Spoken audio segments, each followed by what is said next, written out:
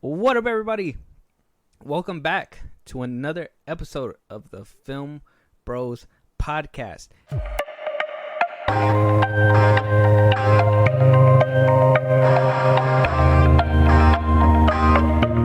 Right now, we're live streaming, so to those that are coming in, welcome to the Film Bros live stream as well. Yeah.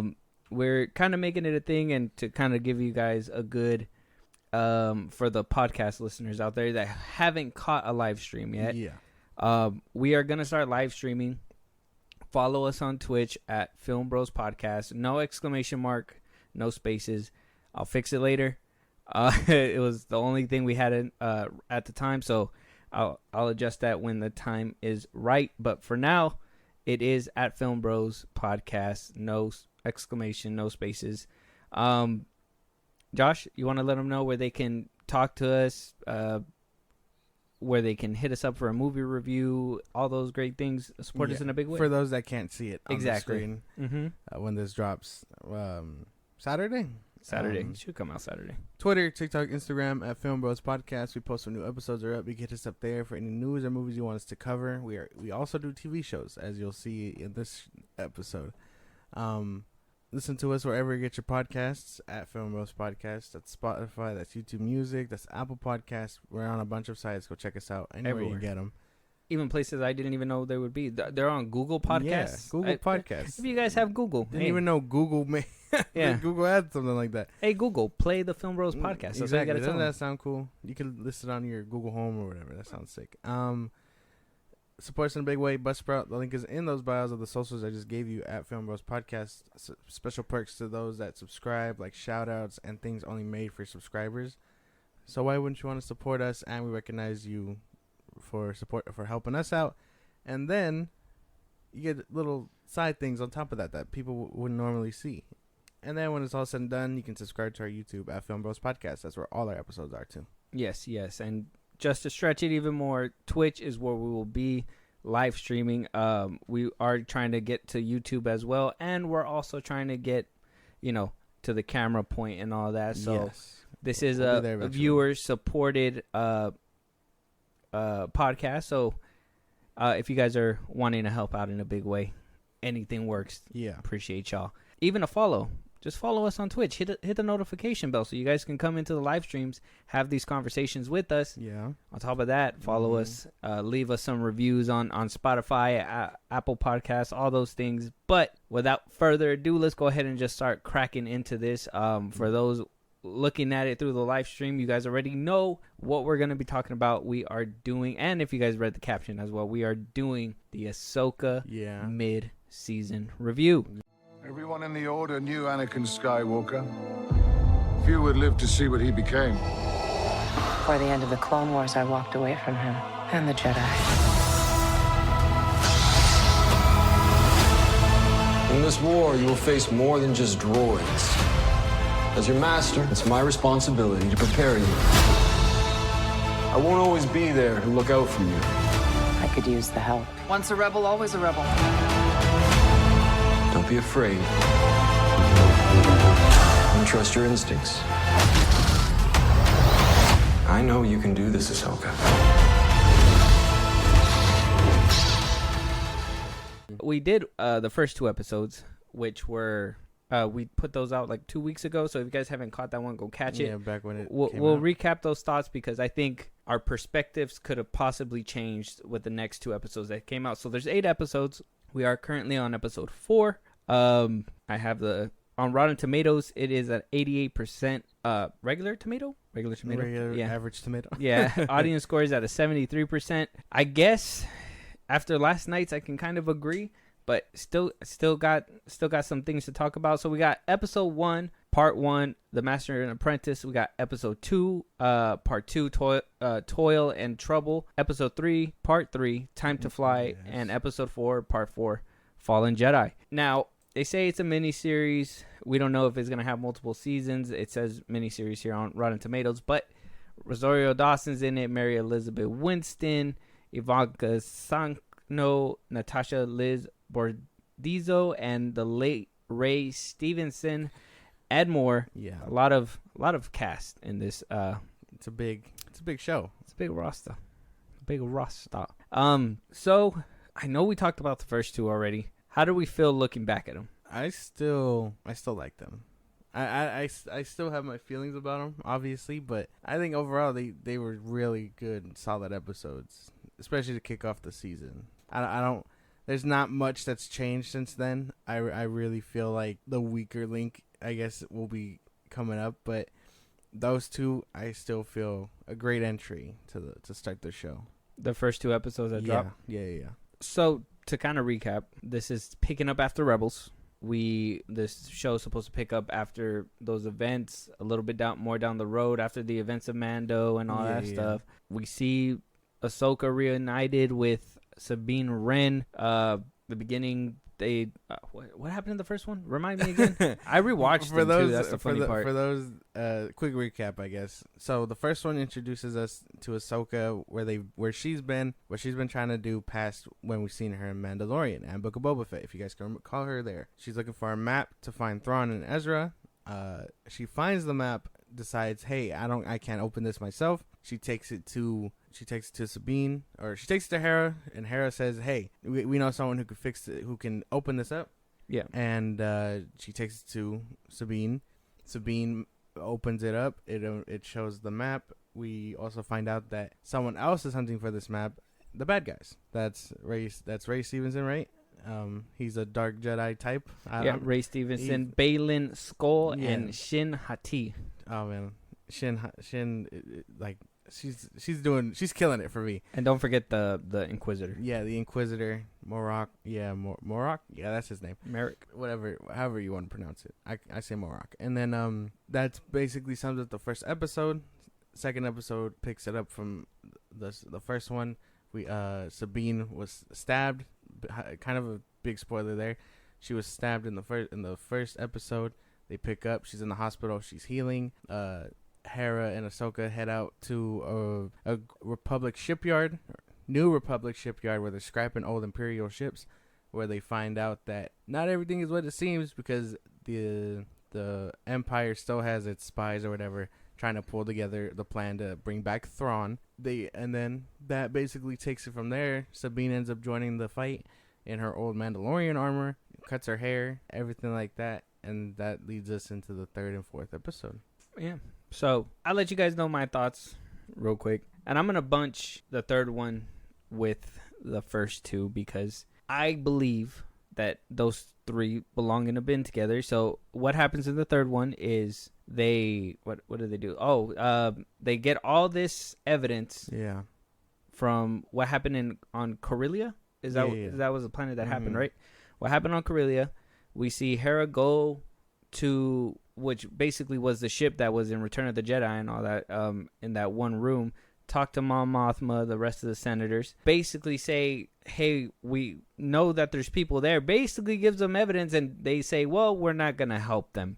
They say that we're not going to help them. Yeah. And so Ahsoka decides to take it on her own with Sabine to go basically check it out, because Hera was grounded because they said she couldn't go anywhere. Mm-hmm.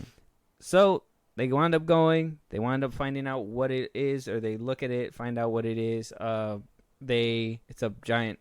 What is it? A giant ring, hyperspace ring. Hyperspace ring. Yeah. We see them approach it. They wind up getting jumped by Shin Hati and disposable robot men. They wound up having a cool little, what people dub as a Clone Wars space fight, with Ahsoka in there. She changed really fast, by the way, into the spacesuit. But then they wound up fixing the ship. They make a crash landing. They're basically stuck there, making repairs by the end of it. Baylan and what's the girl's name? The witch's name? Morgan and Shin Hati. Yeah.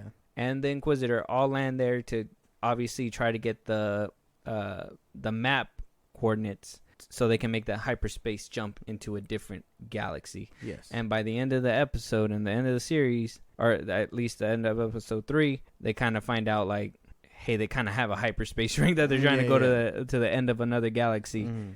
And yeah, because Hera wound up tracking it by the end of episode 2 when she was going up there with Chopper. Chopper wound up putting a tracker on there. She just couldn't join the fight. Yeah, so they were able to find her find out where they were in episode 3 and how to, leave a crash landing. Now, we're not going to talk about 4 yet. Like I said, I'm going to put 3 in the rest of the bin with the rest of them. And I'll say, what a rocky start to a season. How rockier could you have been? I'll say this with confidence. With the way they kind of showed up, I didn't even know if I was making it to the 4th episode, to be honest. What? Now, yeah, you're a fan of Star Wars, all right? No, I am a fan of Star Wars. Uh-huh. I am a fan of Star Wars. I am a fan of Star Wars, and I'm gonna tell you why I'm a fan of Star Wars. I believe you. Because I don't settle for anything less than what's good. And so I'm not saying that every episode was shit. I'm saying that there was little nuggets in something that had potential, but wasn't really showing up and showing out with the potential. So with the first episode, I walked into it, I was like, okay, Ahsoka's here, and I know a lot of people are making fun of it all over the internet, but I'm just gonna say it. The whole arm crossing thing and her just talking and not giving any facial expressions or doing anything like that was a big issue for me. Ahsoka is a bubbly personality. She is jumping all over the place. Her expressions are on her face. Now, say what you will, animated, you cannot translate everything onto live action, but at the end of the day, they could have played with that whole funness a little bit more. Hey, what up, Savage and Nessa? And so I just personally think that it didn't really translate as well in the first 2. By the 3rd one, she was letting loose a little bit more, but it was kind of for me, not really. What do you mean, not very good, bro? What do you mean? Who we're talking about? We're talking about the main character right now. Yeah, we're talking about. We're summing up the 3rd episode. Basically, we just reviewed the first 2. Yeah, we reviewed the first two, but we're running down the first 2 with the 3rd episode. Because, I said, it's not a bumpy ride. I'm gonna put them together. No. Then it's not a bumpy start. I think you're tripping for real. I really think like I don't know what your gripe is. I really want to pick your brain about it, but it's tougher to get there because you're giving me nothing to work with. Like, you can't even give it a positive, is what I feel like. What, Ahsoka or the show? Ahsoka, like the show. Well, I guess in essence the whole thing, but I guess deep down we're gonna start with Ahsoka since you brought it up. Well, yeah, like Rosario Dawson. That's her name. Well, I just told you why. What happened? She's grown up. She's mature. She's not gonna be the same kid that makes those same mistakes. By the time she was faced off against Maul the last time in the Clone Wars, she was like. I'm not talking about what she's like. I'm talking about her mannerisms within the show. Like the fact that she is not this bubbly character that was on animation or anything like that. Now, I understand from animation to live action, like I told you, doesn't translate well. But they could have made her do a little bit more, and I get it, the practicality, whatever, you're probably going to bring up prosthetics is a problem and all that stuff, that's fine, but at the end of the day, if you're not giving us the same character we remember, it's not necessarily that same character. It's not that it's not the same character you remember, she's just mature. She's older now. She's not the same kid. I seen her in Rebels. She is not the same age as she was in Rebels. She had to be still young in 20s. Well, by the end of Rebels, she was more obviously she was more serious because of what all the events that happened and what happened with Ezra Bridger and all that stuff, and wound up taking Sabine Wren as her Padawan or whatever. Yeah, and when you have to be that teacher, you have to grow up yourself. Do you feel the Ahsoka that we saw in the first 3 episodes was the same Ahsoka that we saw in The Mandalorian? Yeah. You're tripping. You don't think so? No. Really? Not in the first 3 episodes, no. Not well. Maybe because it's a Filoni and Favreau transition in writing. I don't know who wrote those episodes in between, but maybe it's because it changed hands. With Boba Fett, that was Filoni. And Mando? Yeah, Mando. That was Filoni. That's what I'm saying. Like, Filoni made this show. And I'm gonna talk to you. I'm gonna talk to you a little bit more about more in detail maybe after we talk about the episodes, why I feel as much as I feel like everybody on the internet is like, oh, give Filoni this, give Filoni that. I'm gonna tell you why I don't feel like Filoni can handle it in a little bit. But right now, my gripes with the show is not only Ahsoka, but then you think of the other characters as well. Hera, first of all. What kind of negligent mother? She takes her kids into war, in the ship, into war crimes and all that stuff, to go do war shit. That's crazy to me. That's crazy to me. And then the whole thing that happened in episode 3 in the beginning, where I was hoping you were picking it up, but where like the Republic did nothing about the evidence that she had brought, but even then she had a lead. So why would she have went to the Senate herself to be like, hey, I want to go check out this lead? Why didn't she just be like, hey, they blasted us on Corellia. What the fuck? There's loyalists there. Let's go ahead and jam out. Get up. Let's go get them. No, they just sat her back. Because there's rules trying to be put in place now. It's not like the rebellion where it's like, you know, you could just go out and do whatever. There has to be a hierarchy to these things now. I feel like that's just another thing. It's the same thing that happened with Leia and Poe Dameron, you know? Like, we always get that rebellious pilot. And for her to be grounded like that, it really shows that although she's a respected general, she still has that rebel in her, and she's going to do what she has to do. And I like her. The council saying no is them trying to feel like, hey, she doesn't know what she's talking about. Thrawn's been gone forever. There's no way these loyalists are around. It's all speculation. This all leads to their downfall in the future. But I really feel like that's just the ignorance coming into play, because they want their system to work that badly. Like, they want them to think that, oh, there's no way that these loyalists are still around. We gave them jobs. We did this. We're reforming them. Like, whatever. They want to make it work. What happened in the first episode? What happened as soon as the show started? What happened? They're in the ship. Somebody pulls up in their little spaceships, right? They send him a code. They're like, oh, it's an old Jedi code. He's like, oh, I don't trust them.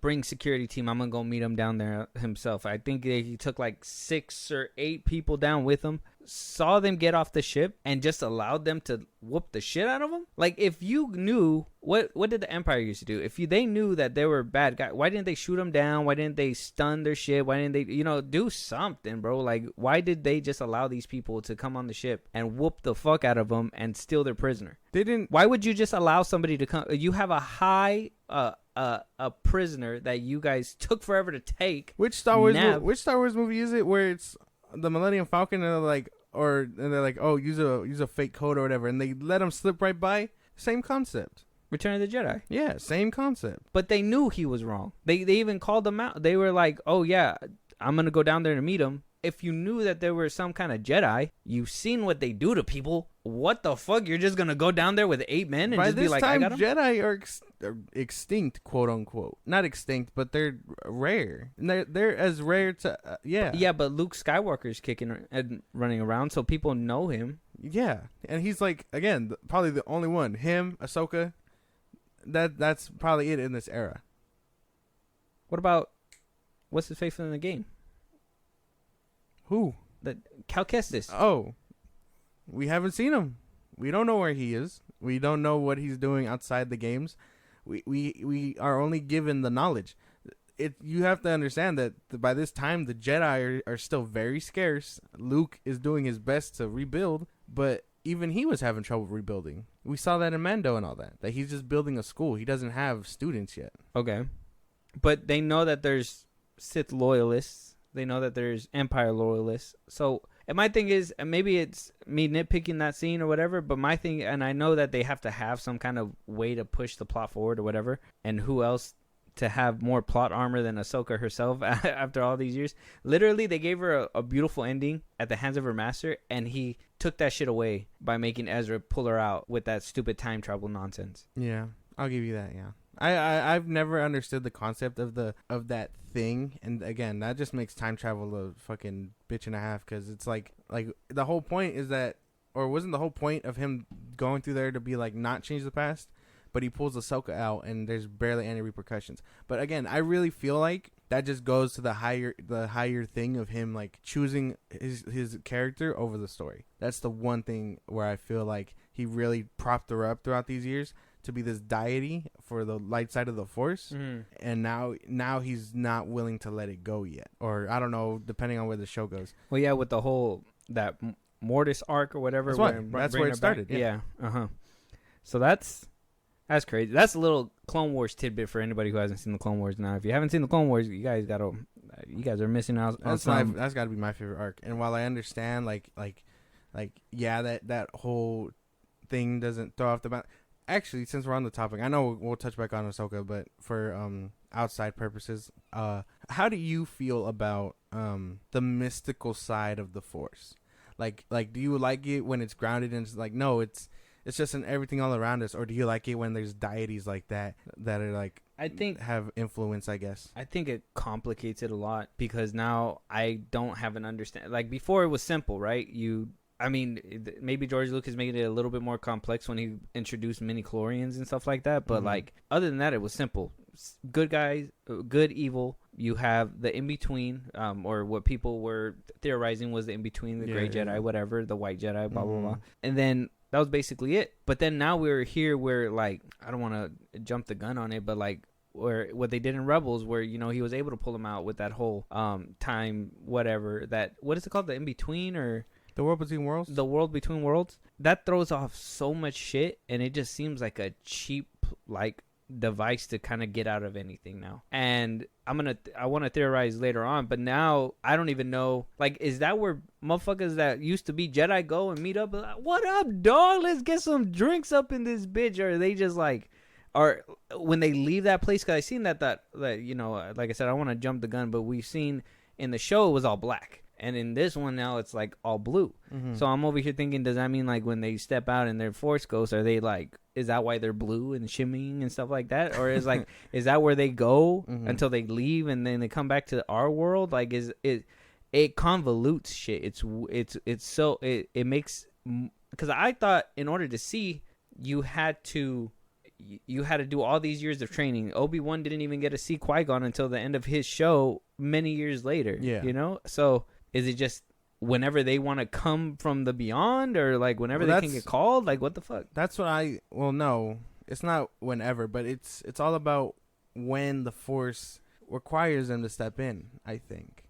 And it allows them to have that ability to show up. I'm not too sure. I don't think it's a lot of like, I don't think it's like, oh, I'm gonna show up whenever, but it's like when the Force decides, hey, you gotta step in because they need motivation or whatever the fuck. And I know that's a cheap way to say, oh, the story needs them to come through, but like story wise, I really believe like it. I think we've been told canonically that it's just the Force nudging the person in the right direction. So like when we see Luke talk to Rey in the Rise of Skywalker, what do you call it? He had to step in there.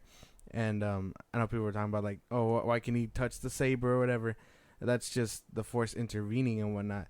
I'm not too sure because I know I'm not trying to jump the gun either. But when we get there, it's gonna come full circle, and I'm gonna touch back up on this. But I just wanted to pick your brain about it because, you know, we had the Mortis arc and we had the Sith people that Yoda saw when he was searching for the light and all that. Like, and then I think we have that giant yak or whatever in Rebels. Yeah. Like I wanted to like see and the what wolves you thought too about it. And stuff like that. Yeah. See, when the Mortis arc was first, that was the first thing. Yeah. And I thought that was cool if it was left there. And that's why I thought it was something that was hidden because it was never going to be brought up again, basically. I just thought that they were just doing it just to, you know, to kind of maybe tease the viewers with a little bit more depth, but not completely derail the whole shit. Yeah. But then we seen it again with that Yoda arc, and I was like, okay, this one kind of makes sense. And them introducing Darth Bane within that universe is great in that way. At least we know that he did exist, and he did have this following before he died. Exactly. So it kind of paid tribute to the extended universe. But like when they started getting into it with Rebels, it just became more convoluted, and now people, I know people say Filoni isn't using it as like a time travel thing because I guess somewhere in an interview he said that. I haven't looked it up or I haven't found it, but I guess that's what's being thrown around. But I'm like, it's most definitely that. And like I said, maybe we should stop talking about it because I'm going to start dipping into the questions that I have for that later on. Okay. It's going to make sense later. But back onto the episode 3. But I would say with episode 3 and the first 2, there wasn't enough. The lightsaber fights were cool. I will say they do better lightsaber fights than Obi-Wan, that one we saw in Obi-Wan, because that shit was just like a glow stick. I told you I was worried about the way that they shimmered and stuff like that. In the first couple episodes, Ahsoka's was kind of meh. I really liked Ezra's lightsaber when it lit up in the dark. The green, it was really nice. And then I like I said, it's just Sabine. I don't think I like her, and to be honest, I don't think I like Ahsoka either. And she's the main star. Why? I don't like her because I feel like they threw her in there saying like you've already know who she is. You've seen her all the time. You like this character, and I don't feel like they're trying to make us like her at all. Like there's nothing. Is there anything that she's actually done in the show that made you say, "Oh yeah, I'm on her side"? Ahsoka? Yeah, I would say besides what happened in 4, but in those 3 episodes, That's not. I don't think that's fair. what do you mean? I don't think that's a fair rating system. What do you mean? We like because we know these characters. We're meant to be on their side. What do you call it? When you watched Obi-Wan, you're telling me that you didn't feel for him until he got the Force back. Like what do you mean? Like I think that rating system is kind of unfair. No, and I'm gonna tell you why. I like the villains in this show more than I like Ahsoka. I liked Balin. I like what Shin You know why? Hati is doing. I think I can tell you why. Why? They're the first real interesting characters we've had in a minute. We know the backstory and we know the conflict between Obi-Wan and Vader. I love that. There's not much behind that to where you can be like, oh, that's interesting because we know it. We've seen it dozens of times. We've quite literally imagined a whole rematch and whatnot, and they brought it to us. Andor was nice, but again, we've seen that Rebel versus Empire. He's Han Solo with extra steps, like, you know what I mean? Like, we've seen that before. Mm-hmm. Book of Boba Fett. Who cared about the Pikes and all that? I know. I wish they would have taken a different direction to make me care about the underground world, but I didn't care. I like seeing Cad Bane, but we know him. You know what I mean? Mm-hmm. We know, and we didn't even get to see that rematch or whatever in the Clone Wars. Yeah, So like them fighting was Meant kind of nothing. empty. meant nothing. Mando, we had Moff Gideon, but we saw where that led off in Mando season 3, but he was interesting up until then. So I think that's the thing. I think these are the most interesting villains we've had in a minute. So why isn't our main character interesting? I would say she's interesting. I never said that. I'm just saying that they're just catching people's eye more because we haven't had a real interesting threat in a minute. Who have we had? Moff Gideon in the Book of Boba Fett. Who was the villain there? Was there a villain? It was like the Criminal Underground coming again. It was like the Pikes, the Hutts. Did you like Reva? She was fine. She was nothing too spectacular. I wish she would have died, just to bring the point home. But I mean, she was fine. I don't think she was here or there. She just did average and did her part.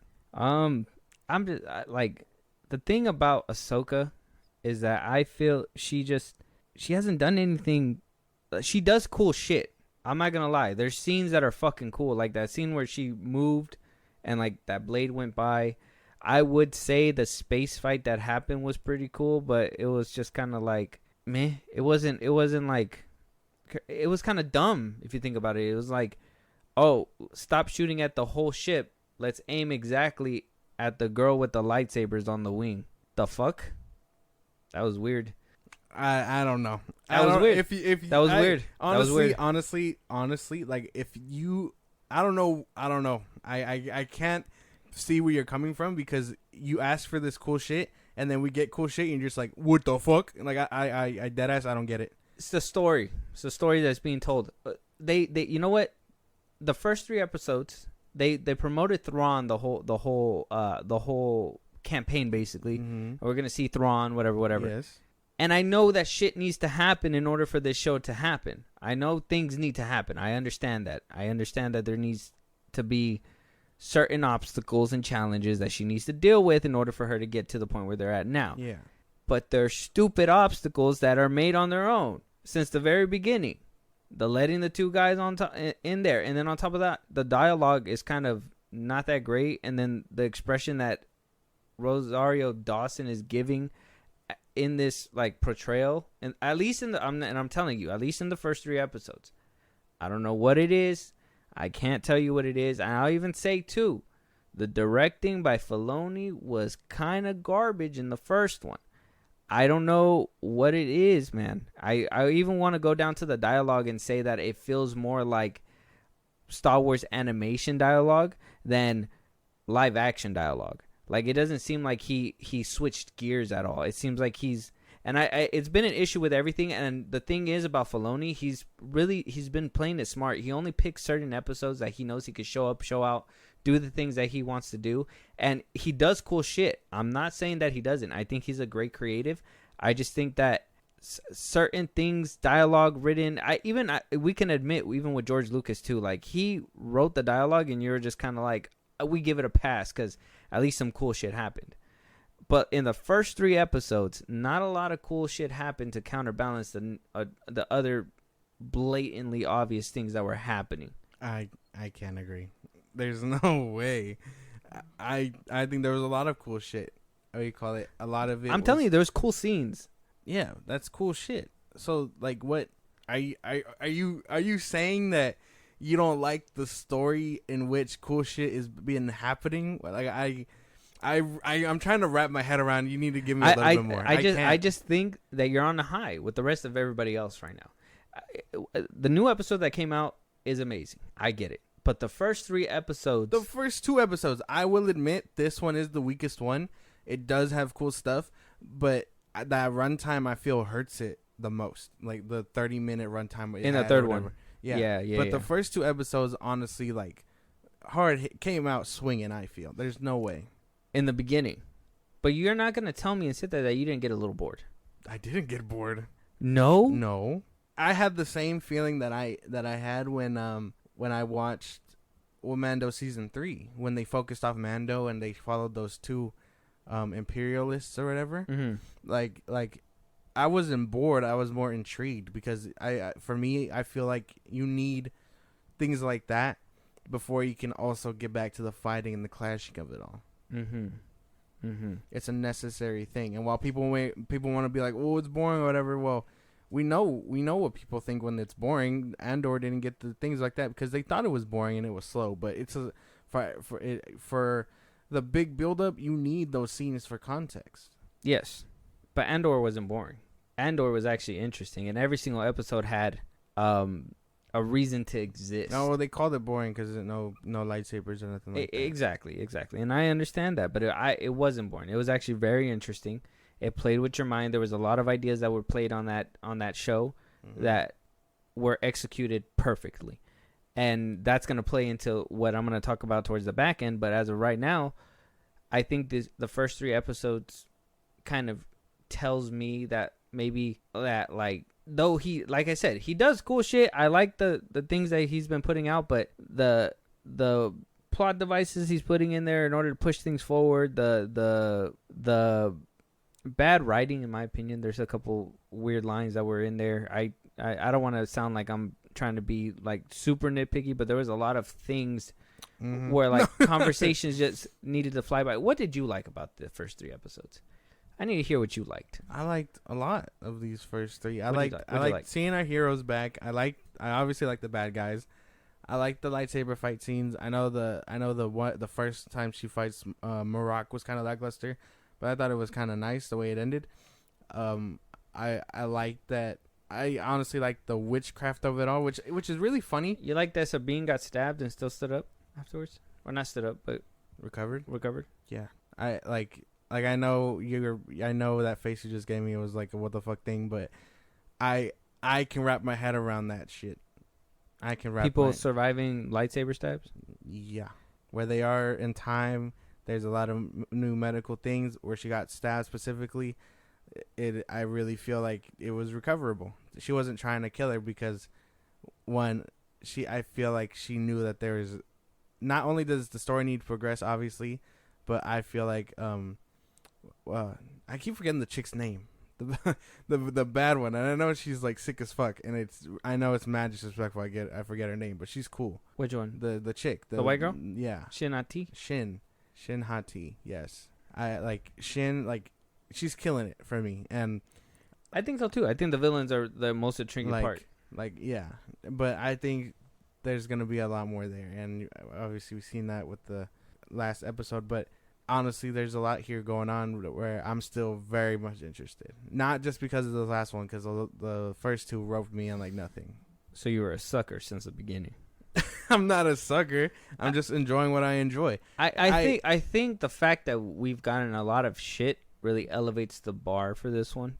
I think we got a lot of low tier stuff that this tastes like a filet mignon, but really it's, steak you could get at Food Max and maybe cook really good at home. No. That's downplaying the fuck out of this show. And I don't understand. Like the last movie we had, you didn't like, but you liked The Last Jedi, and you just haven't liked anything since. Really? I like other than Andor, Mando season 1 and 2. I like what he kind of did in Book of Boba Fett. Obi-Wan. As soon as I seen a little girl outrunning a grown man, I knew it was over. I was like, God damn, already? And the Inquisitors, the way they looked in live action, wasn't really breathing a lot of life into it either. Look, man. The thing is, I'm a Star Wars fan, bro. I love Star Wars. I'm a Star Wars fan too. I love all that shit, but I know. No. Listen, but I know a bad show when I see it, and it was the first 3 episodes weren't good. I could be honest. Though with all the nice shit that was in there, I can be honest and be like, no, there were some marks that he missed. That in a TV show, it's easy to probably skirt by, but I'm seeing this man as a man who's going to be making our movies, that is potentially becoming the person who's going to spearhead everything. And if he's already, and I'm going to, like I said, we're going to talk about that right there. But if he couldn't at least get 3 episodes off the ground, the ones that he started with, by the 4th one, come on, 3 should have had me roped in from the first one. The first one started off kind of weird. I got a little bored in the middle of the first one, but it picked up. The second one, the beginning was kind of, that shit was weird. Ahsoka was standing there with a bomb was about to set off, but you said a second ago you didn't trust her, but yet you're going to trust that she's going to disable the bomb for you. So do you have trust issues or you don't have trust issues? Like what's the game in this show? Does Ahsoka have trust issues with her or does she not? Because it doesn't seem like they can pick a lane. Tell me. Oh my goodness, man. And now she's picking her up at, what was it, episode 3, where she's picking her up under her wing. So it's like, okay, now she's cool with it. And let's be honest. If we want to throw in a little bit more into it, Sabine wasn't really necessarily the trustworthy person anyways. Back in Rebels either. Wasn't she the one who helped destroy Mandalore? Or something like that? Or she built something, right? And the Empire took it and they destroyed Mandalore, and that's why she was in exile on Lothal? I'm trying to remember. I think that's what happened, right? I can't remember. I have not seen Rebels in a long time. Yeah, if my recollection, anybody can correct me if I'm wrong. Y'all know where to at me.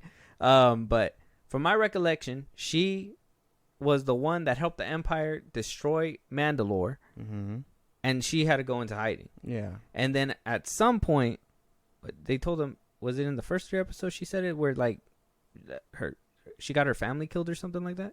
Yeah, that's what they mentioned. Yeah, and it's like, okay, that would have made for a hard-hitting flashback in the 2nd episode. Maybe when she was unconscious or something, like we could have seen what happened between that and why they have trust issues. But she just kind of was like, oh, we got problems. But then you let her do certain things and you're just like, no, we don't have problems in these times, and then on other times, we got problems. So it's like, what is it? Trust issues or no trust issues? And personally, they're doing the same thing with Bo-Katan, where she fucks up and gets redeemed again, fucks up and gets redeemed again. But I don't think it works anymore. I think it's. I get it. It's poetry. It rhymes. Stop using that. George Lucas meant that for his universe. Now at this point, they're just trying to copy. No. And imitate. There's a couple scenes in there where I seen that they were just trying to goof off and riff off what happened in the OG trilogy with the whole cockpit thing and everything. I'm like, I get it, I understand it. I seen the little tweets too. It's like poetry, it rhymes. No, it's imitation. They're trying to copy what made a bunch of money, because right now it's not making a lot of money. I will say the CGI and the VFX miles ahead of Marvel. I don't understand where the disconnect. They're under the same umbrella, but I don't understand where that disconnect's at. That shit's crazy to me. How they're doing it like crazy. The ships, beautiful. The space is beautiful. I love that aspect. I say they fixed the lightsabers. I will say that they did. One of my gripes with these whole shows, especially with Obi-Wan when it came out, was the glow stick shit. It looked weird. It looked completely weird. This one actually looks like a lightsaber. It vibrates. It lights up. It looks clean and crisp. I think they improved on that. So CGI wise, whatever they're doing, and it doesn't look like all fucking, you know, just background like it did in Obi-Wan. The TV screen. I'm starting to believe it just depends on the filmmaker and the eye to use those things, because I'm starting to think that now I've seen a few directors use that shit that it's not working out for everybody. Yeah, no, the CGI here is doing really good. I'm telling you, they know how to balance out between the real and fake, like Chopper and Hyung. Mm-hmm. Like when they need to be CGI, obviously CGI them, but most of the time they're practical. Kind of like how, well, R2 and C-3PO were. Yeah, it's cool. I like that aspect, but for the most part, the first three had lost me a little bit. That's crazy. But if there's no way, do you have any more rebuttals for the first three? You got anything else to bring up? Because I'll tell you, I'll fight every single one of them with weird points and like my boy, there was literally Sith loyalists or Empire loyalists on Corellia. You're telling me that this Senate wouldn't have been like, you guys got witnesses and people that seen this happen? Bring them in. We need to chase these motherfuckers. They're bringing back. Listen, they are bringing. Listen, they're bringing. Listen, they're bringing. Listen, they're bringing back Thrawn. We need to hurry up. We need to fucking get these guys. Do you? Mon Mothma, you know who the fuck I'm talking about? Thrawn, the blue dude with the red eyes, the evil guy, the one with slick back hair. He's fucking crazy, bro. We need to stop him. Mon Mothma should have been like, oh, bro, I didn't know you're chill like that. I'll fucking follow you anywhere. That's what she should have said, but she didn't. She was like, not on my plate right now. I don't think we can do that. And she fucking dismissed it. How stupid. And so now they had to make Ahsoka and Sabine go together alone. That's the only reason why Hera didn't go. And that was the dumbest reason why she couldn't go. The dumbest reason. Oh, I needed to ask permission, but the permission wasn't granted because I had all this evidence, but yet they just didn't want me to do it. The fuck? The threat is coming back. You're not going to tell us to do anything about it? Oh, my God. No, I don't believe that for 1 second. There's no way that's what you're thinking. There's no way. I honestly really feel like you're missing the whole thing. Like, yeah, obviously she's still gonna go, but their system needs to know that it's working. They established in Mando season 3 that their reinforcements and all that have been stretched thin. There's only like 2 pilots per fucking system now. We saw that with Zeb and I forget the other guy's name, but like they've established before that their people are stretched thin, and that she didn't have enough evidence for them to go hunting a goose chase for someone who they think is disappeared and whatnot. They want to think that the imperialists are doing better because they gave them jobs and whatever instead of killing them right then and there. When honestly, they probably should have killed them then and there. Like, hey, you worked for a pretty bad dude. Granted, it probably wasn't your fault, but shit, the apple has to fall. You know what I mean? Like, but they want their system to work, and you can't have rebellious people like Hera around doing shit. And of course, she's gonna do it anyway, and she'll face repercussions, just like Poe Dameron, just like Han Solo, Luke, so on and so forth. We've seen it happen again. I honestly think you're just stretching it out. There's no way. There's protocols. There's all that. I get it. They are stretched thin. They're changing into a new era. They don't have recruitment like that, which is crazy. People would die for the Empire, but people won't die for the New Republic. That's insane that they don't have an army to fall back on. Like, they don't have recruitment for any kind. I think after the way the Empire was, I wouldn't want to work for my government either. I know this is a fictional world, but why wouldn't you want defenses? I'm not saying to card everybody, but kind of like how we have a military here in real life. Have an elective military. If you turn 18, you want to go to the military, you can. If you choose to do something else, you do something else. That's not an excuse. I know it's a fictional world, but like at the end of the day, that's what the Empire had, and I'm sure that's what the rebels have. No, the Empire was saying if you love your Empire, you're gonna sign up. If you don't, you're not gonna sign up. That's why. And then what did they do in the newer movies? They They went back to cloning. Did they go back to cloning in the sequel trilogy? No, With Finn? no. FN and all that? No, they were raised. kidnapped and programmed. They were kidnapped and like brainwashed. Oh, okay. See, that's even harsh. That's worse.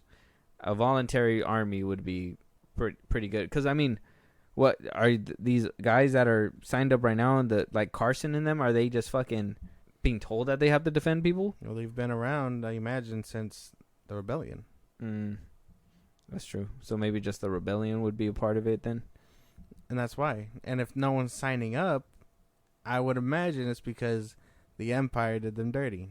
No, because you would still find, kind of like the Empire, like you'd still find people that ride for the Republic and stuff like that to the point where they would want to fight for the Republic. I don't know.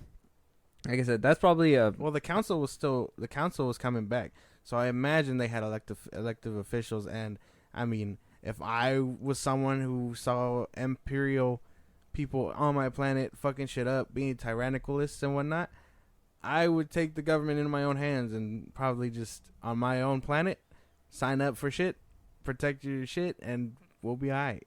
Kind of like Naboo. That's kind of, maybe that's just me thinking that, you know, maybe that universe should be a little bit smarter with protection and stuff like that. Maybe the Empire had the right idea by having people sign up. I'm just saying. Maybe not hold a gun to their head and say sign up, but at least be like, hey, if you guys love your Republic, sign up for us. That would make more sense instead of leaving it to a few red shirts and an old guy in Zeb. Well, they were trying to. I mean, Cara Dune was supposed to be one of them. I was going to say, I think Carson is basically filling her spot at this point. Probably. I think she was supposed to be in all this. He was supposed to do it, and then they approached the sheriff of that one small town on Tatooine, and then they asked Mando, and he denied him.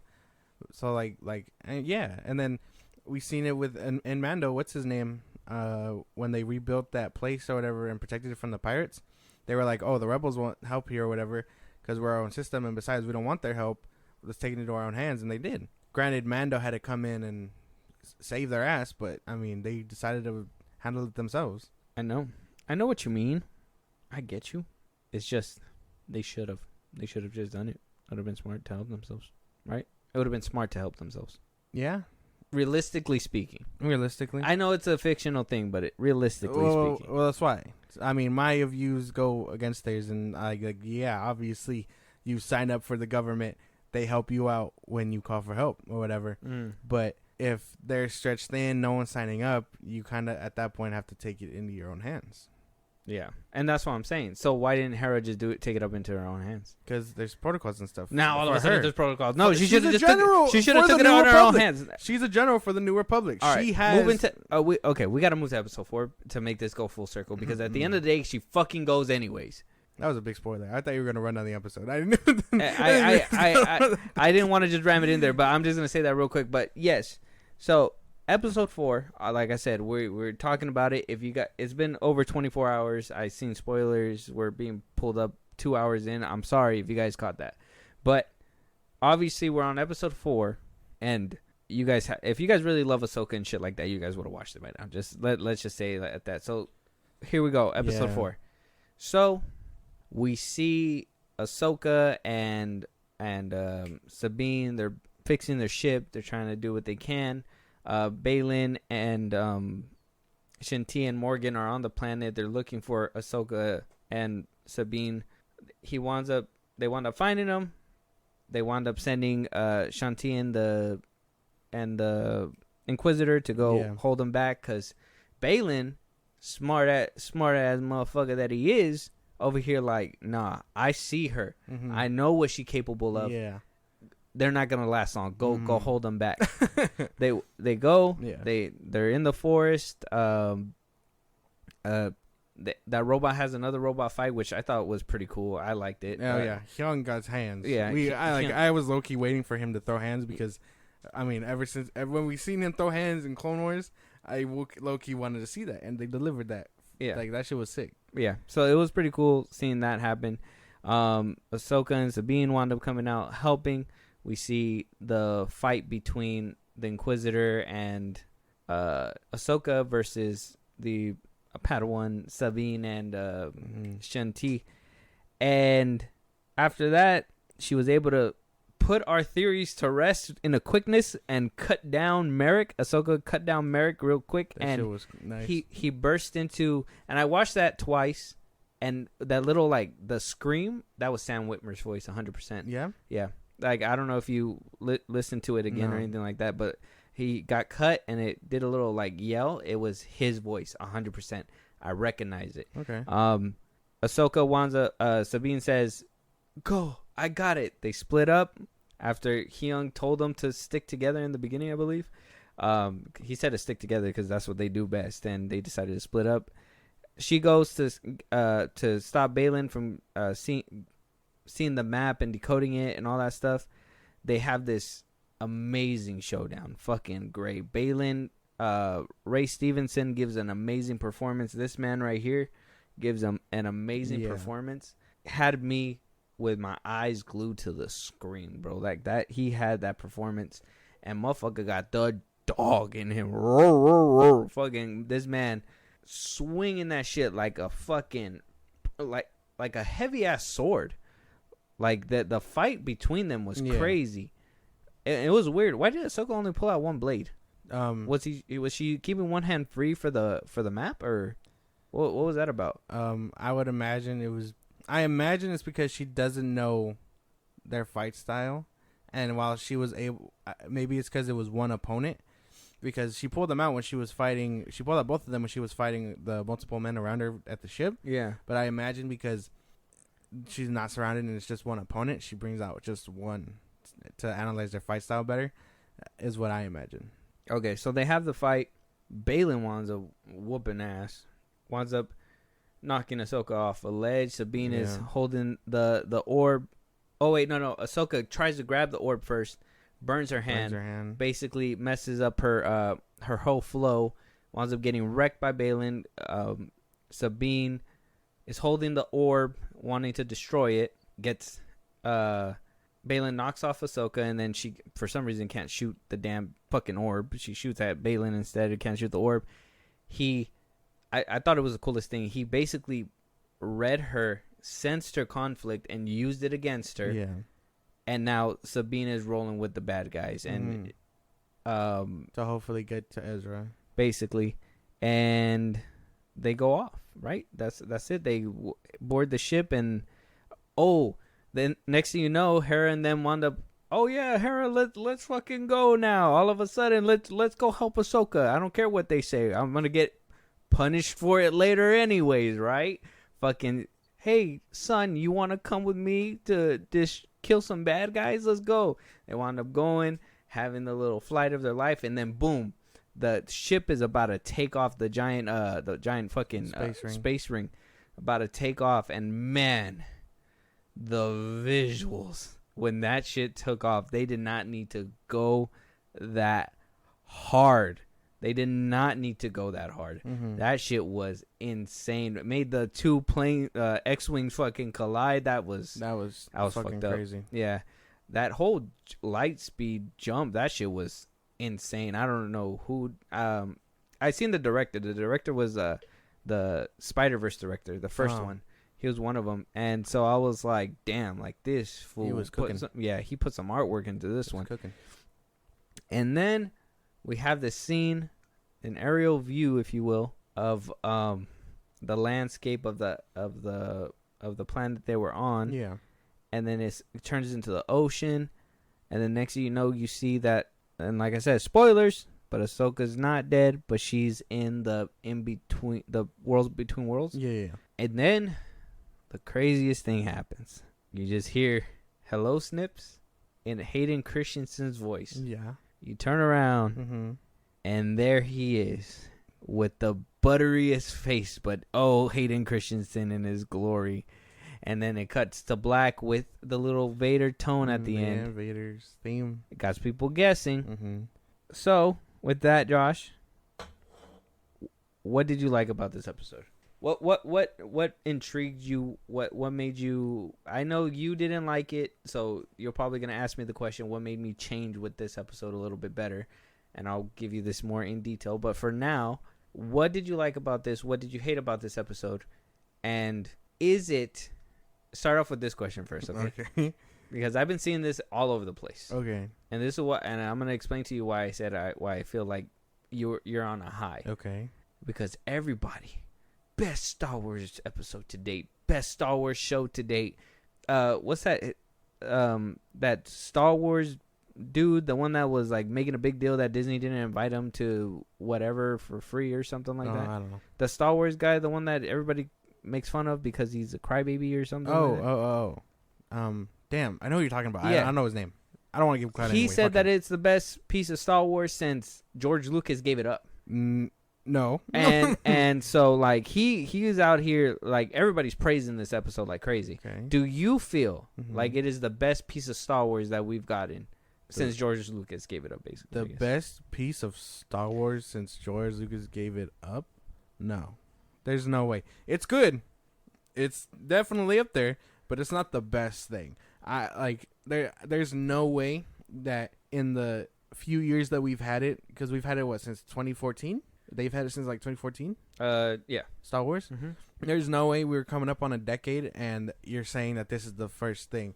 There's no way. I love the sequels. I love season 7 of the Clone Wars. I love the Bad Batch.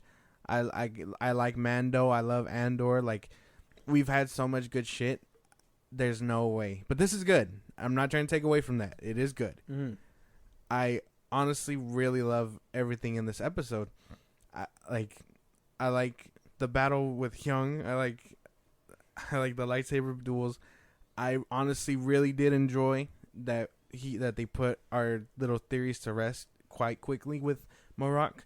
Like, I know people were like, oh, it's Ezra, or it's Starkiller, or whatever, and I was like, he's either gonna be the best or he's either gonna be some throwaway, and I'm really glad he was just a throwaway.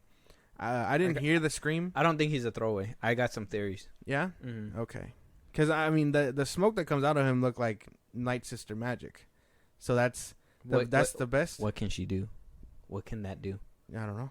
What have we seen it do in the Clone Wars? Think about it. In the Clone Wars, the magic. Who did we see in behind the scenes? Darth Maul. You remember? Mm-hmm.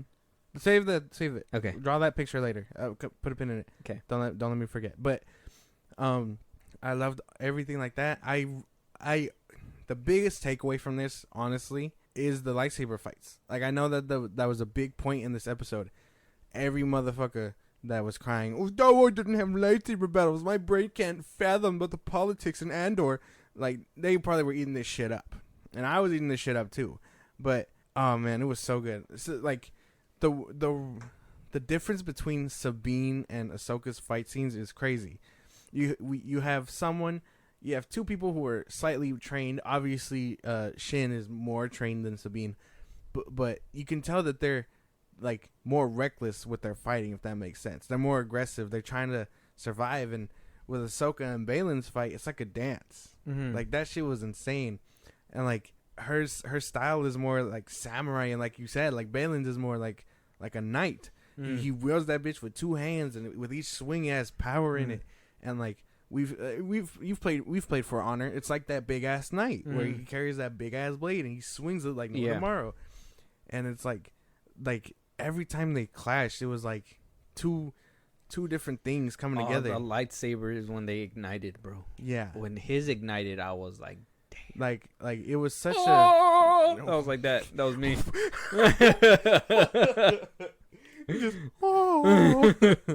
But like, it was such a beautiful thing, and I really love that connection so much because, like I said, you have two who are just going at it, no real thing to them other than survival and who can outwin them. Mm-hmm. And with these two, it was a battle of like, who are they? What's their deal? Like, it's just, it felt like a dance because every time he switched, she switched, and every time she switched, he switched. Like, he would go defensive, and then he would go into attack, and she went defensive and into attack. Like, it's subtle things like that. And I know people were like, "Oh, why can't this be more flashy or whatever?" Like the sequels or the prequels, and I don't really care about the flashiness. You can either do flashy or you can do something like that where it's like a slow burn. And I honestly like the slow burn. Like, that shit was nice. I just think that it's great for what Disney Disney put as a TV show on Disney Plus. Now, I don't think it's movie standards, because if we compare that their fights to what we saw in, like, obviously in, you know, the prequels, or what we saw in even the sequel trilogy, even with Rey versus what's his name, fucking Kylo and all that stuff. Yeah. I don't think these lightsaber fights match up to that, but I do think that they hold their own for. I think they came a long way from Obi-Wan. I will say that right now. Yeah. I told you before, I don't like the way they handled the lightsabers in Obi-Wan. I was chalking it up to it being, you know, Disney Plus and it being a TV show. They got to get a budget cut, but then you see that they can get it right. Yeah. So it was just the eye that was wrong for it. But the lightsaber fights, the only one that I didn't like up until the very end was the Merrick versus Ahsoka fight, because I thought that one was too slow. I like the other two fights, Sabine versus Shin Hati, but I think the Merrick versus Ahsoka one was too slow. I think they basically substituted it with that ending swing where like it's spinning and then she just basically like knows exactly when to hit and fucking does it. I think the execution at the end of it really made it worthwhile, but I think the fight itself was kind of lack. I think that set up expectations because she, like, again, she only had one blade out versus him, and I don't know if it'll come into play later. If, like I said, he could be deeper, and this could just not be a one-off, because we've seen people die and come back multiple times. But I think it was a lot of, like, they were trying to have that slow motion battle, but because she saw kind of the anticipation, she readied herself up and then took him out like nothing, thinking that he would, like, we were thinking he's hot shit because he had her on the run in the second episode. Turns out he's not hot shit, and he's just the smoke screen, and like, we don't know where that's going. But I honestly think it was to just get you a little bit hyped for what was to come, which was that honestly amazing battle with her and Balin. Yeah, that one was supposed to be a precursor for sure, but I think it was done right by the end of it. I just think that in between was kind of okay. I did like the fight between Sabine and Shin Hati as well. I did some research because I was like, is she force sensitive? Are we just doing this thing like where anybody can be a Jedi, so we're just gonna just throw away the whole mini chlorians thing that, you know, that George Lucas was talking about and stuff like that? Like, why would you guys retcon something that he implemented on his own? But I did see in Rebels that she did have some hints, but they weren't really like there were subtle hints. Like, I think one of Ahsoka's birds was like watching her like as she was walking away at one point, and I think there was this one symbolization between Kanan, Ezra, and her where like she was far away, so that people were saying, I looked it up on YouTube, people like were saying that it was kind of symbolizing that she's with the Force, but she's further away because of like her wanting to subvert back to her own like Mandalorian roots kind of thing. Yeah. To because I kind of backed up the theory when I watched it, because what did she do? She went from using the Force to going back to her Mandalorian stuff. Yeah. Because she's just more used to it. I mean, why not? That armor is supposed to be for fighting Jedi anyways and stuff like that too, right? That's why she wanted blocking it with her Beskar armor or whatever. So I mean, I looked into it, so I guess it kind of makes sense when she kind of did the equivalent of like what I believe would be a bitch slap to her or whatever when she put her hand up and she like small force push. Yeah, I was just mad disrespectful. She was like, "You have no power." I was like, "That's gonna bite you in the ass later." Yeah, and then what the fuck? Why'd she just like hit a smoke pellet and run away? That was my thing. I thought that was the funniest thing. She was just like, "You'll never catch me, Batman." She blasts her right, and then, or she blasts the lightsaber away, and instead of like, she was like, "Oh, she got the tooling." I'm defenseless now. It's time to go. And I thought that was funny shit. I was like, damn, she just ran? What a bitch. Like, she just ran. I thought that shit was kind of funny. Like, I have no notes on that just because it made me get a small chuckle. But honestly, yeah, I think Sabine, I don't know if anyone can be a Jedi or Force sensitive. I do believe that everyone has the potential, kind of like how she was saying. Like, if it's in everybody to a certain extent, someone's gonna have it. You know, it just takes that training and discipline or whatever to bring it out. What did she say? It also has to be, you have to be a little gifted for it, obviously. Like you got to be able to you got to be willing to be open to it. And use it, and you basically give yourself to the Yeah. Force, because if you're 1 foot in, 1 foot out, you're not going to fully Yeah. grasp the knowledge. Yeah. And so I don't believe everyone can be a Jedi, but I can believe the notion that if everyone has connection, then some people are going to unlock that a lot quicker than others. You know what I mean? Yeah. Because, I mean, think about it. Like, the council kidnapped children. No, I'm kidding. They took children. Sorry. They didn't kidnap nobody. They took children who were Force sensitive to train them to be Jedi. And, again, you have to be a little gifted with it. And if those youngsters are more gifted by the time they're like 3 or 4, floating shit everywhere, they must be ready to go into the trials. Yeah. So, like, to a certain extent, I think everybody can learn it. And think about that kid from The Last Jedi. Like, he was Force sensitive, but he's not a Jedi. Who knows what he's going to be, or if that was just a little hint to be like, oh, Hope's still there or whatever. But, you know, he could have the potential to be one if he wanted to be. Yeah, I think I like the aspect of, like, you can be a Jedi if you hone your skills. What they did in The Last Jedi, I kind of understood. Like, yeah, you can have some kind of power, but you can't really do too much with it. It was it kind of reminds me of what's that one movie with what's his name, man? What's his name? Push. Chris Evans. Yeah. Where like, you know, he was able to do the little things because he kind of trained or whatever, but he didn't really know how to use his powers. But like you could do a little bit. Yeah, he had enough, but because he was laying low and stuff, they had to be dormant. Exactly what I kind of see how the Jedi should be. If you're laying low, if you don't know how to use it, you can do certain things like, oh, a magic trick, I can move a quarter or something like that, you know, but you're not going to fully grasp the knowledge. And I think that's why they took them as babies, or not took them, but like, you know, ask their parents, can we take your babies? And then take them as children to like. Using that baby? No, I'm just saying, he very special. We can help him, make him better. Yeah. And, they take them and they morph them. So that's where I think that it should be good. I have theories about where Balin and her can go next as well. I kind of want to talk about that later as well. Like I said, I personally loved this episode. I thought it was great. I thought there was subtle things of the trend that was happening. I honestly thought this episode had to make or break it because it was the mid-season episode. Like if this wasn't good, I don't even think I would have probably told you I'm gonna wait until all the episodes come out and then I'll let you know what I think later on. But this one actually came out really good. So I want to hope that they don't fucking take the rug from under me and fucking just be like, psych, we're going back to what we did. What I thought was kind of bad in the first 3 episodes. But so I will say, like I said, CGI immaculate. I think it's great. The robot was cool. The little fight scene. I will say my little nitpick with that one, the robot being able to cover his mouth was kind of a weird thing for me. I was like, oh, so he just can't scream because he's muffled. I was like, where's the mechanics in that?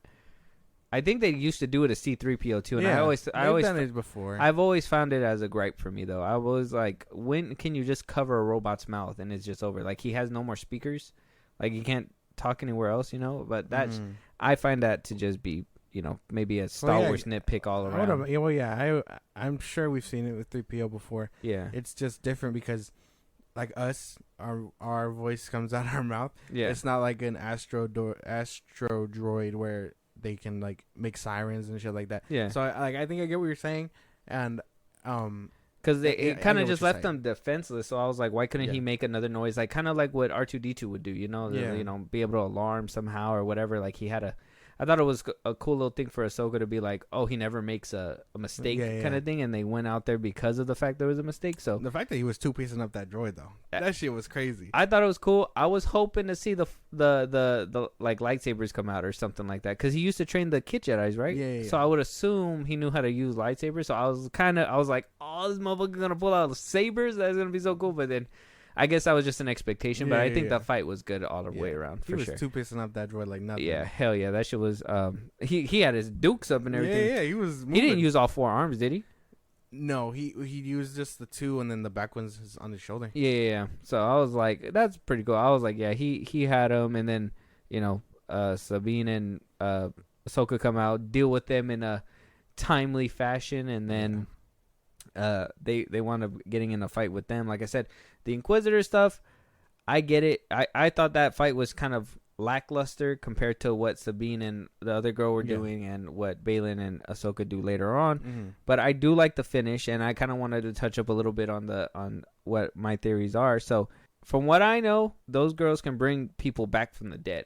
And if Sam Witwer's voicing this character, is it possible that those other theories aren't 100% off the table? Because I mean, they can technically, like, it's a far one because we don't even know if that picture's real, the Darth Maul one.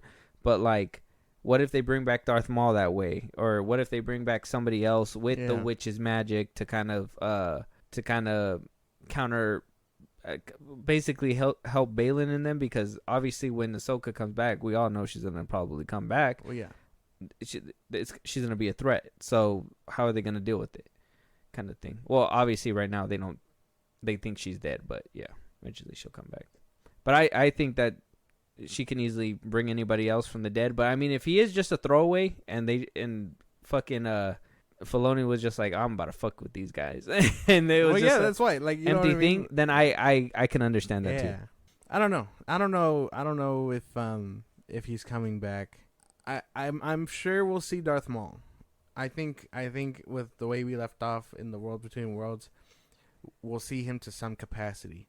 And that picture will be authenticated, but I'm not sure about Morocco. Like I don't know, because yes, obviously you want to speculate more. As Star Wars fans, we should, because we've seen people die, we've seen people come back. Yeah. Like, we don't know if that's where her magic ends with Morocco or whatever. Because I mean, she would have felt him die, right? That like that was my thing. Press. Yeah, that's what I think, but.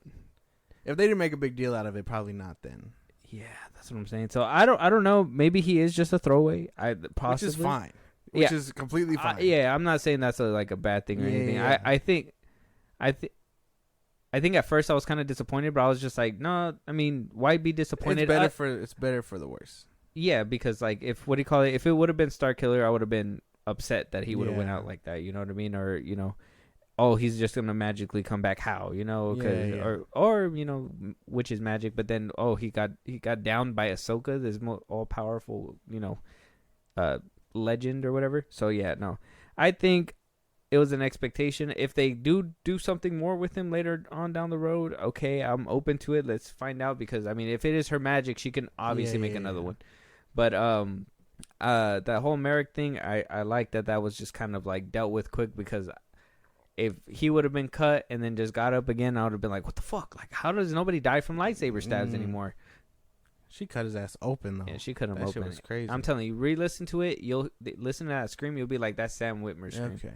100%. Because I didn't hear a scream. To me, I thought I heard like a gas like bomb open, just.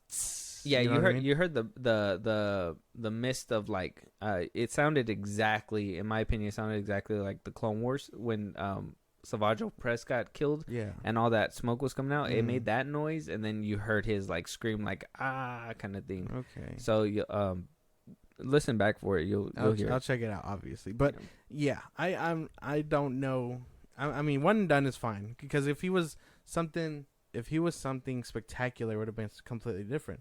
It would have been completely different. But the fact that they kind of subverted it and was just like, no, he's one and done, it's fine. Because I mean, I thought he was gonna be some Snake Eyes cool badass character, but honestly, for the better, it's really good that he set the expectations quickly. Yeah. So that's fine. I like the ending that of that fight. It was cool.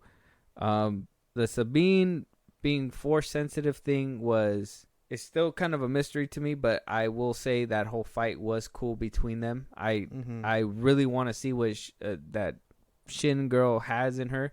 I literally think it's gonna be to the point where she's gonna go full Sith and just fucking cut everybody down. She's gonna fuck shit up. She's gonna be so mad that she's gonna, I don't know if she'll kill Baylan.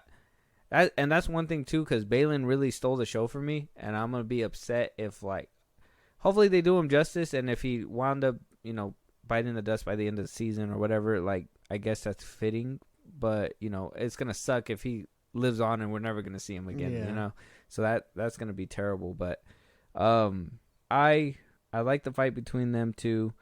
The whole force push thing, I thought that was hilarious. I honestly felt like, I was like, oh, she just slapped you. You gonna let her slap you like that? I was just like, okay. And then she came back with that comeback. I'm telling you that I think they did a lot better with the writing in this one, because even with Ray Stevenson's character, they gave him a lot more to like talk and all that. And I think he brought some real like, what's that word homeboy used?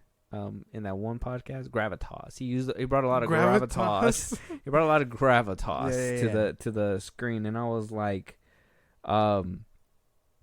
that's cool. Even in the beginning too, because I even thought like some of the lines Ahsoka was saying in the first 3 episodes were kind of weird, but I like how it was kind of like short and sweet in the beginning, where she was like, "Look, if we can just destroy the thing, we got to destroy it, because it's not worth the risk for Thrawn to come back, even if it means leaving Ezra out there."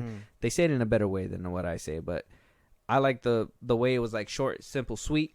Boom, let's get into what was coming next. And so, and that's what I'm saying. Like, there wasn't a lot of talking. There was more action in this one than talking. So are we just being satisfied with the little bit that we're getting, and then moving on with the fights? Like, I like the fights too.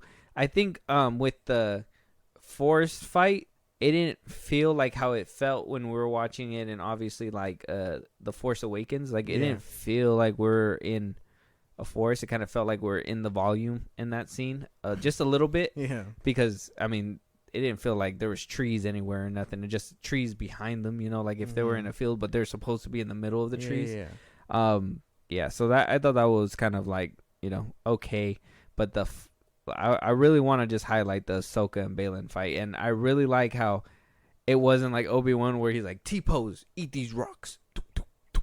It was like they threw rocks at each other. They used the Force. Homeboy was slicing them up.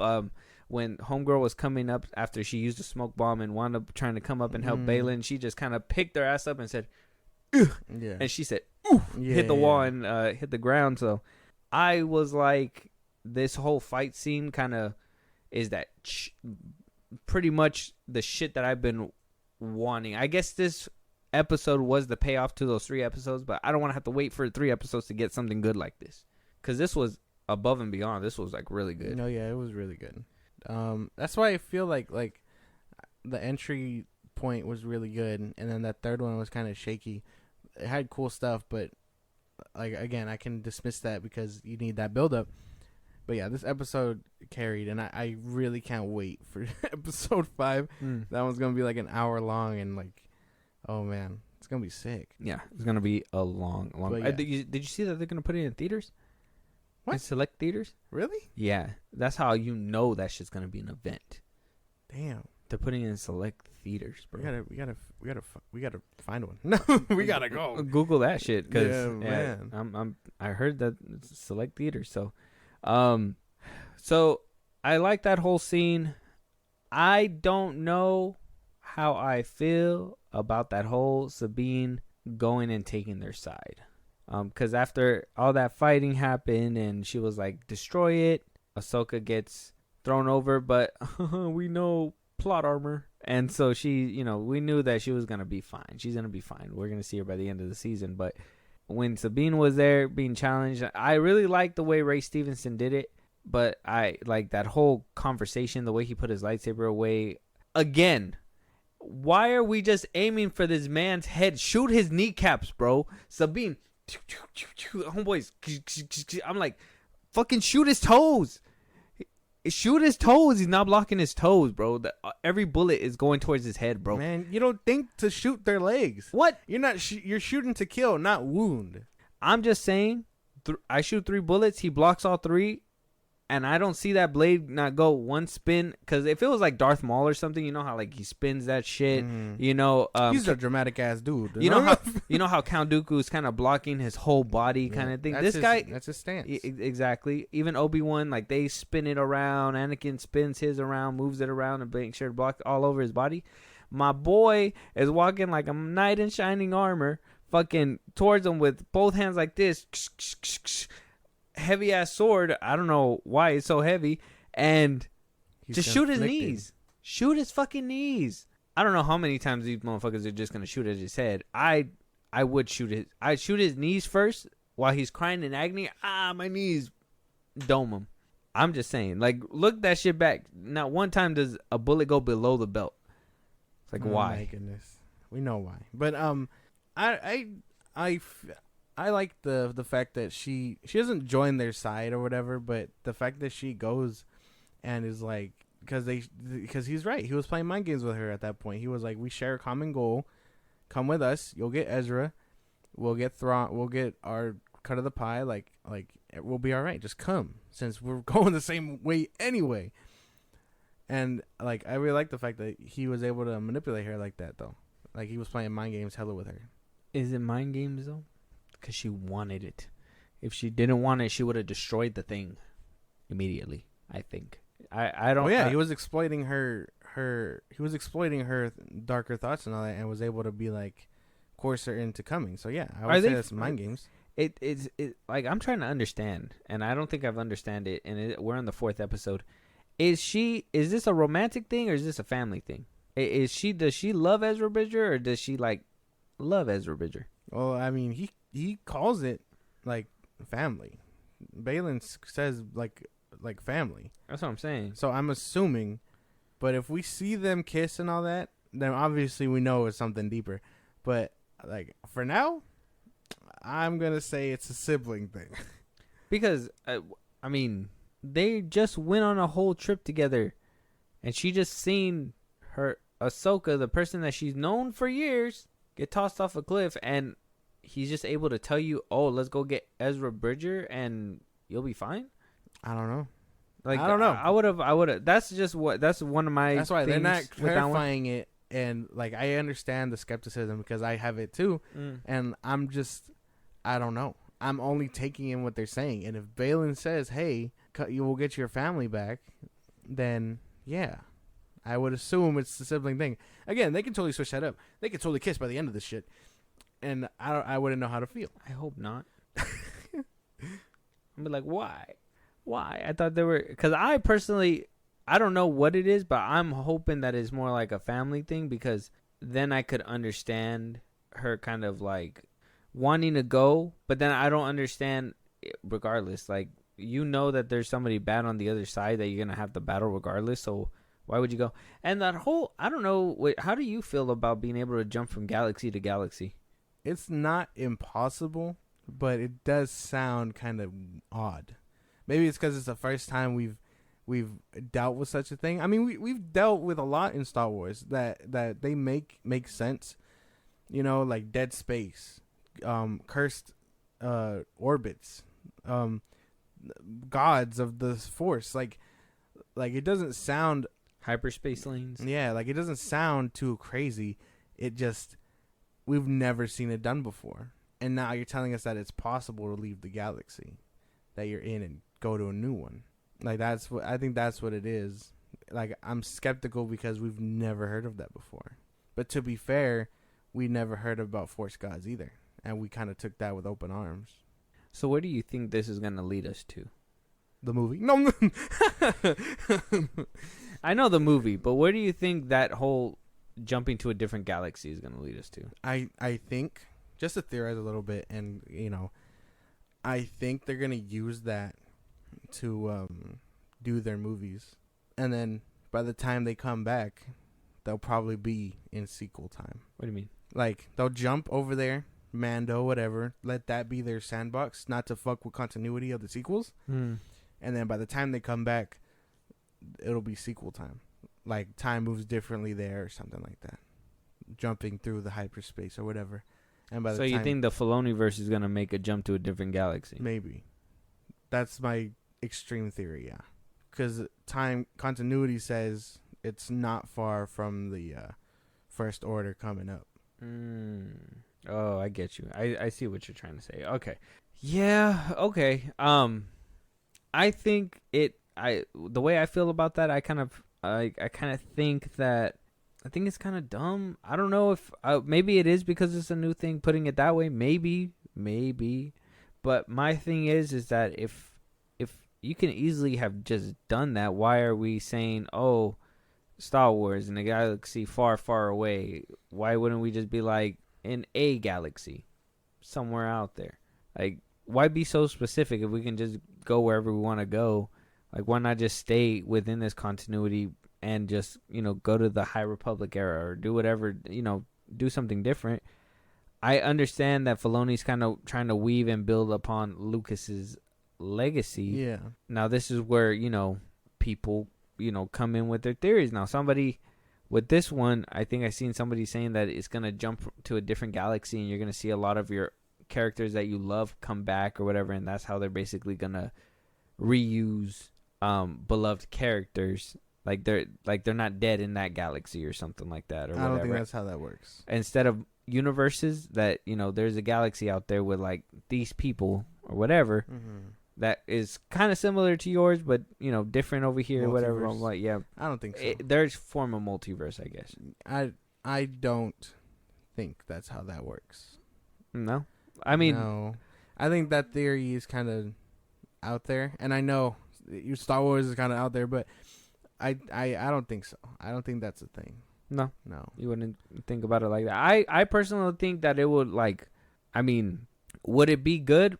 It would cheapen a lot of stuff, or maybe not, because whatever happened in that galaxy happened in that galaxy. But then you're gonna be like, well, what's gonna happen to everybody else that's stuck over there? I know. It's gonna be like one of those questions. So I don't think Disney or Lucasfilm will do that at all. Yeah, no. And why would you detach yourself from the original? That would trilogy probably and piss stuff? me off, if I'm being honest. Like, if that was the case, because you're telling me that all these characters died for nothing. There's a universe out there where we could have seen them thrive. Anakin had his family or whatever. Mm-hmm. Like, that cheapens it up for me, I feel. And like, I'm not saying that we can't play in the continuity of this galaxy, but we have an established one already with multiple questions still in the surface. Like, we still have to get the High Republic era or whatever before the Skywalker saga or whatever, and then and then we have what's coming up after the sequel trilogy or whatever. So you're telling me that they're gonna start doing multiple universes? I don't think so.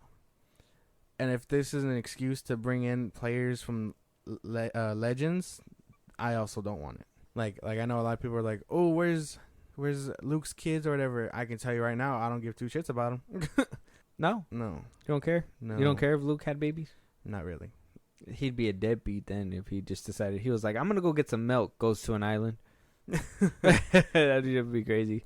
Or if that was in this continuity. But yeah, what if we did see a thrive? What if we see a Jedi Republic where they allow you to have kids and you see Anakin have like Luke and Leia, and Luke and Leia having their children or whatever, blah blah blah. And they're all Jedi. The conception is that they're not allowed to have kids. No, they're allowed to have kids. They're just not allowed to be too attached to them. Be willing to lose them at any time, basically. I don't think. I had this baby, but I don't give a fuck about him. Like, damn, you gonna raise this baby now because I got Jedi duties. Damn, just Jedis are just deadbeats. They're just like, see, I gotta go back to the temple now. Well, don't you see? What's his name was able to procreate because his bloodline was dying or whatever. His species. Who? I can't remember his name. He had the ponytail. He dies to the clones in episode 3. He was able to procreate, but I imagine he procreated and was just like, I did my due diligence to my race. I'm going back to being a Jedi. Yeah. But because it's more complicated than just, hey, I'm gonna give you a baby, raise it. Obviously, feelings are there. Anakin and Padme, Obi-Wan and Satine. Like there's no way to not have that, and still not fall in love type shit. I get that. But that's the theory jumping around. But let's go ahead and let's touch up on this last part of the episode. Big thing. Anakin showing up. That whole Hayden Christensen coming back.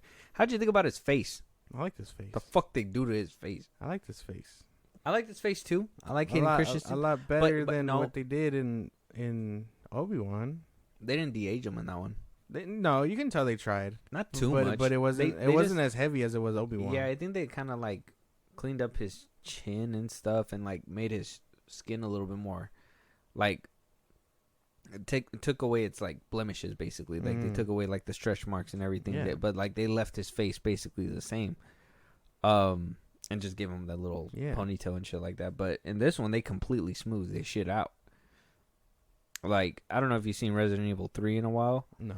But like what they did to Mila in that one, like her face was like I don't know what it was. Like they were like, oh yeah, you can't have no blemishes or anything. Like they completely smoothed her face out. That's what he looked like. And I was like, bro, we're in 2023. What the fuck are we doing? Why is it like looking like this? Maybe it's a Disney Plus show. Maybe I can accept it. Maybe because of smaller budget reasons. But yeah, that shit's crazy to me. Almost had it, but I guess I like this face. I guess a slight flaw in a already beautiful show because the rest of the CGI is on like. I'm sure it'll look more polished up in episode 5. Like I like maybe because that show did have a lot of budgetary. They were just things. like, hey, this is like 10 seconds in this episode. We'll be alright. We'll save some money. Yeah, we'll be alright. But yeah, I liked his face. I like the way he looked. I like that he was rocking episode 3 robes. Like, oh man, had the robot arm. Everything about that was nice. Now the question is, and this is where we're coming back full circle. This is where my question is now. Is this where Force Ghosts go? If this is where the Force Ghosts go, where's everybody else? Is this going to turn into like that multiverse? Because there is that theory I threw at you, right? Where Darth Maul and all that, whatever, like we might see him in different portals or something. Maybe Hayden Christensen or Anakin Skywalker is going to walk her around basically showing her around the place, like, oh, this is what it would look like if you were here, what you would look like here, whatever. That's what the theory that I heard. Remember, I told you about the other day. Do you feel like this is what it's leading up to, or with that theory in mind? Okay. I don't think this is where Force Ghosts go. I think they're everywhere. I think they're just part of the Force. You know how I guess it's like Lion King to me, where it's like once you die, you become part of everything. Like you become the grass that the gazelles eat or whatever, so on and so forth. The only thing is that here, obviously, when the Force needs you to intervene, you can, and it gives you that ability to. Like Qui-Gon to Obi-Wan, he couldn't see him. He felt him, but he couldn't see him because he was still struggling or whatever, coming to terms with Anakin. And then he was able to see him. I believe that's their way of conceptualizing the Force, saying like, no, he was obviously there. He just couldn't see him because he was still, the Force in him was still being blocked or whatever. He wasn't ready to learn because he was still so focused on just putting away the past, Hakuna Matata, if you will. And then, and so like he was able to see him at the end. And here, I think because it's so heavily Force used, it's a lot. They're able to come and go, but I don't think it's where they go. If that makes sense. Do you know what I'm saying? So you don't believe that that's where the Force Ghosts go? They're on regular Earth. They can be anywhere they're needed, and because you just can't see them. Yeah, because they're just ghosts. Yes, until you master your Force. Yeah. Okay, and because, I get you. Yeah, and because like think about when Qui-Gon was leading Yoda. Just to push my point a little further, like he could hear him, he could sense him, but he just couldn't see him because he didn't know the trials and tribulations. And then eventually he learns. So what do you think? What is Anakin in this one? Why is he here? He's here to help guide Ahsoka as the Force needs to be done. It's her manifestation or what? I would imagine so. Like, because Ray Stevenson kind of got in her head a little bit about it when they were fighting, right? Yeah. When he was like, oh, you're like your master. And she was like, well, I'm not here to talk about my past or whatever. And we know that she feels guilty because in Rebels we saw when she confronted Vader. Yeah. When she was like, oh, I should have leaving you. Yeah. I should have stayed or whatever. Yeah. That's so sad. About to cry. Yeah. That's a crazy scene. Why'd they put so hard hitting shows in that trash ass fucking show? That shit was crazy. Like those scenes were crazy. But yeah. So you think he's just a guide? But Yeah. what about that mysterious Darth Vader ending? I think that's what I think. I think they're gonna use that as a thing to help teach her. So they're gonna go through past events, and past events being, maybe because she left or whatever, they're gonna play on that idea that, oh, not only was he dealing with the Jedi or whatever, but Padme's dying, and maybe because they're trying to connect the dots, that her leaving also helped hammer in the idea that he was a failure. And so maybe we'll see him turn dark or whatever. It'll probably be a dark side illusion, because I imagine if Force ghosts can come in, what else can come in? The dark side of the Force, I imagine. That's just my own head about it, and I imagine we're going to see him turn dark or whatever too. Maybe it's a whole scene where she plays it differently or whatever, and she brings him back before Luke ever does.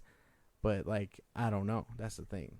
I can theorize all day about where it's going, but that's just where I think it goes. So that's what you believe. That's in your head. Yeah. And that's kind of where I'm thinking too, because especially with that leaked photo, I want to believe that it's real. So Yeah, I'm me too. assuming that Yeah. we're gonna see certain scenes, and if we do see Maul or something, it's gonna be a what if kind of moment through those doors.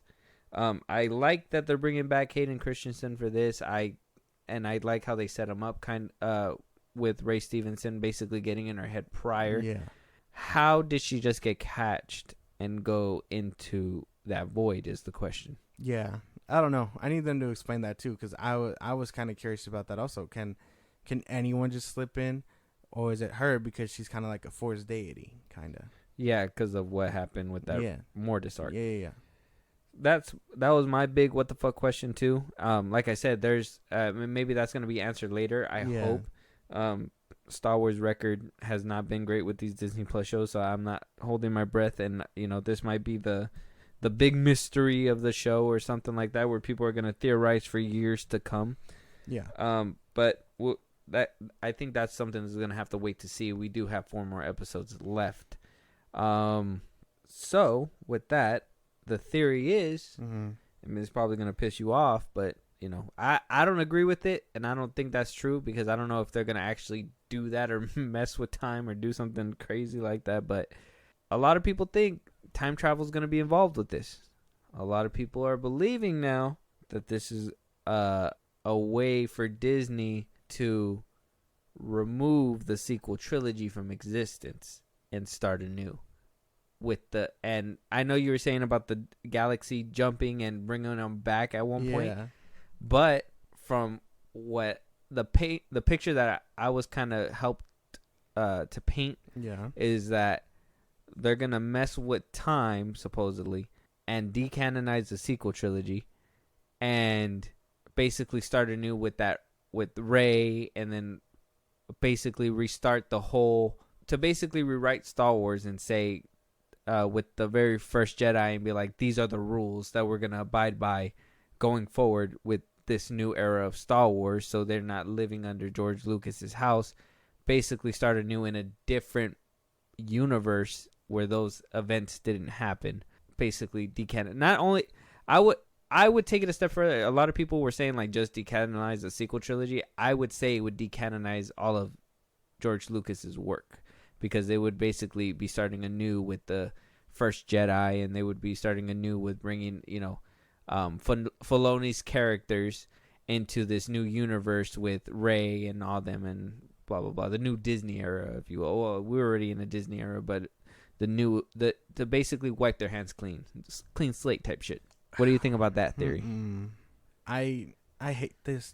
I hate that narrative so much, man. You have no idea. The fact that people just because they spent so much time trying to mobilize these things to get the sequels to make sense or whatever to people. Yeah. I hate it. I honestly hate this theory that goes around, and I know it floats around every few things like this. Every time a new show comes up, it's always like, oh, they're gonna decanonize, and I'm like, well, no. If you look, they're actually hammering the idea. You know what I mean? Yeah. And I really don't think they're gonna do that. If they do, I it'll piss me off, because I really like the sequels. I really like what they've been doing, but I really don't think that's the case. Mm. I don't know. Because again, time frame says that the First Order is close. If they're really saying Mando jumps 2 years, and then after that, Book of Boba Fett is another 2 years, it was 10 years between Empire and Episode 7. We are coming up on the First Order. Maybe Thrawn is the last attempt, before Kylo Ren shows up or whatever. The whole Empire shit. Yeah. I mean, Order. First Order. Force Order. Yeah. And like maybe this kickstarts that idea. This is how what's his name, the redhead, comes into power or whatever, Snoke, whatnot. Like I don't know where they're going, but if it's this route where they decide to like just scrape away everything, it would make me very mad.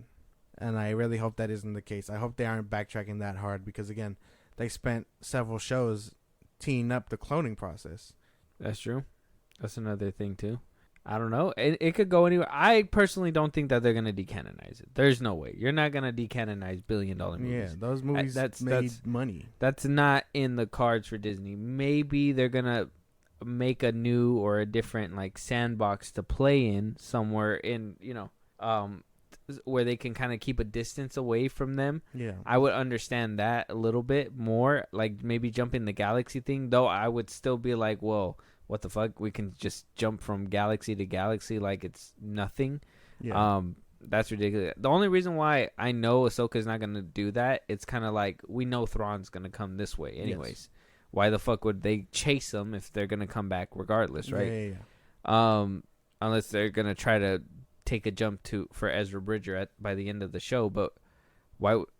That's one of my things too, and I'm hoping to see in the future too, is more Thrawn, more Ezra. Where the fuck are they? We haven't even gotten to them yet. We're halfway through the show.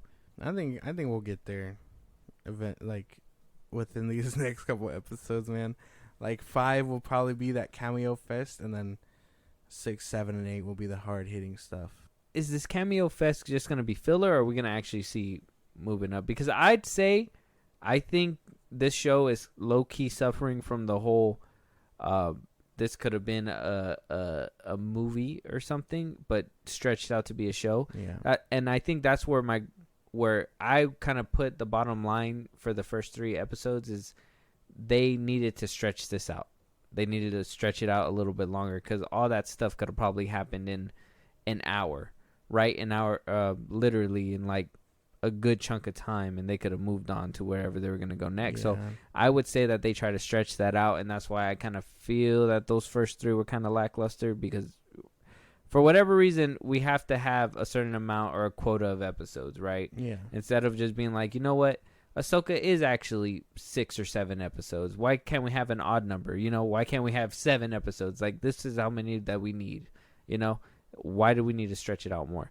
There's no reason for that. So this one coming out, knocking it out the park for me. I don't think they'll decanonize anything. I don't think all that mumbo jumbo is happening, but I just need to know. We need to know the answers that are going to be coming up. And I need to see more of these bad guys that were being teamed up, and I got to see this girl let loose, the blonde chick, because she's going ham. She's right there. She is the person I'm looking at this whole show. Yeah. Like, to be honest, I love the little callback with the headpiece, the little gold headpiece that she was wearing too. That one was pretty. That shit was cool. I really like her. I think that they did her dirty in the third part with that whole plot armor they did with Ahsoka, where she was like, "Oh, I'm just gonna shoot straight at her." I was like, okay, please don't dilute these bad guys like that, because I honestly think that was kind of dumb. I think she's gonna end up joining Thrawn's side. You think so? Yeah, like she's gonna be that evil, and she's gonna be like, "Balin, you lost your way. I can't learn from you," and then she's gonna join Thrawn type shit.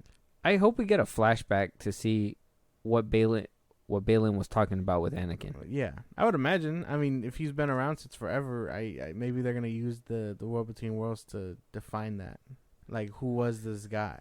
Why did he survive so long? Yeah, Ahsoka's gonna be like, "What the fuck, dude? This old man is fighting me, and he said he know you." Yeah, you got ops, my guy. Like, your beef is extending past your life, my man. It's that's where I want to see too. I was hoping we were gonna get some kind of flashback, which Like I said, maybe they could have filled up the other episodes with that or something like that. I don't know why they're just prolonging it, but it is what it is. They're pushing along now. I'm hoping this means that we're going full speed ahead. Yeah. And I'm hoping that we're not getting any more like filler, Mm-hmm. because I will say the first 3 kind of felt that way. But like I'm hoping we're on this path where we're just gonna take off, because if we do this, oh, you gave us a good episode and then we're gonna start slowing down again. I don't want to do that. Like let's keep the momentum. But seeing that they're putting it in a movie theater, it tells me that they got something. Tells me they have something. And I will say this too. In Filoni, we trust. Yes, I believe in his vision and stuff like that. And this is where I was talking about earlier as well. I just think that he is exactly like George Lucas, where he is a gifted like storyteller. I think he should be the Kevin Feige of Lucasfilm, but let's let actual directors with vision direct these shows, because you've seen shows like Andor fucking thriving, bro. No lightsabers or no. I don't care what anybody says, where they're like, oh, we didn't get what'd you say, no boom boom or whatever, but whatever. Yeah, like no lightsabers. People cry about that shit. Exactly. But we got a hard hitting story. We got emotional fucking character development. Yes. It was nice. Mm-hmm. It was a good show. Yeah. But then we got award winning whatever in charge of Obi-Wan Kenobi, and that shit, she kind of shits the bed. Yeah, it didn't do too well. So, and then you have other shows like Mando, where it does great. Yeah. I don't know what happened with the 3rd season though. I don't know what happened there. I can't tell you. But I there were some good episodes in there. Yeah. Overall, it was kind of not as good as the other 2, but there were some good episodes within there with certain directors. Yeah. I think that he has the vision. I think he can do what he wants from Lucas, but I just think that he needs to understand that his hands probably shouldn't be touching the pot. Like maybe let a different director cook. Give them the ingredients and let them cook it. I think for him, it's just it's a passion project, obviously, but I think we're also gonna see if he can do a movie. Do you feel like what we're seeing so far with the first episode, can he do a movie? The first episode, well, I liked it. I think he has the chops. I think this fifth camera one, and all. Yeah, I think this 5th one might make or break it, obviously, because it's an hour long. Like you gotta do real type director shit to hold us for an hour. So like I don't know, because you saw like Andor, right? And though I like Filoni, and I like some of his shots that he does and the action, there has to be some stuff that got to be chalked up to like budget and stuff. Yeah. But the episodes that he does, though they're cameo fest and they're great, they're not visually pleasing. Like this episode, like I said, with the hyperspace jump, that was visually pleasing, and it wasn't even directed by Filoni. It was directed by somebody else. That shit did not need to go so hard. The lightsaber fights, though, the way like the lightsabers lit up, the lighting, the transition from the island, that vision to transition from the ocean into that land, wherever she was, the in between worlds, whatever the fuck. That shit was beautiful. Yeah. That was gorgeous storytelling. That was dope shit. Filoni has never done any camera work like that, besides in animation, and that's something that fuck, I lost my train of thought a little bit. But yeah, I just think that he doesn't have that cooking skill, because I even said too, I feel like he carries that animation thing over to his live action. Maybe that's because that's kind of where he got his start. I know, He and I know part it's of Avatar and the Clone Wars, obviously. And I think he does great with animation, but I think maybe that's what I'm saying. Maybe he should let other people cook. I think he could be the visionary. Let him be the person to give you the ingredients, the how do you say, the plans, if you will. Yeah. But let somebody else execute it. Okay. Because I think somebody else can bring that gravitas into it to basically show up and show out. Because I will say a lot of the better visually pleasing shows didn't belong to Filoni. Some of the hard-hitting shows where you get some crazy mind-blowing shit, Luke Skywalker coming back, we can argue about that face CGI in the first time we see him in season 2 of The Mandalorian. It improved in the Book of Boba Fett, obviously. Yeah. But still, I don't think he's done anything camera wise too impressive or anything visually impressive. Yeah. So I just personally think just give it to somebody with a better eye for that shit. Until maybe he can hone his skills and be better and do that. But right now he's like a George Lucas to me, where he has what it takes. Is just he hasn't polished it up 100%. I don't know what George Lucas's thing was. Maybe that was his stubborn way of being like, no, this is the way that I want to film it. You know what I mean? I get what you're saying. I don't know. Well, I think this fifth episode might make or break it then, since it's coming from his directorial debut, basically. So far, would you give him a movie? Would you? I think so. I think he's doing really well. Yeah. Do you see my points at least? Well, yeah, no, I things? grasp what you're saying, and again, it's a lot of like this is his first time, actually being front and center as director And producing all the show, yeah, and I understand that, this is such a passion project for him. This is his magnum opus, as they were saying in the tabloids. His Magnum. Yeah, My boy rocking a Magnum.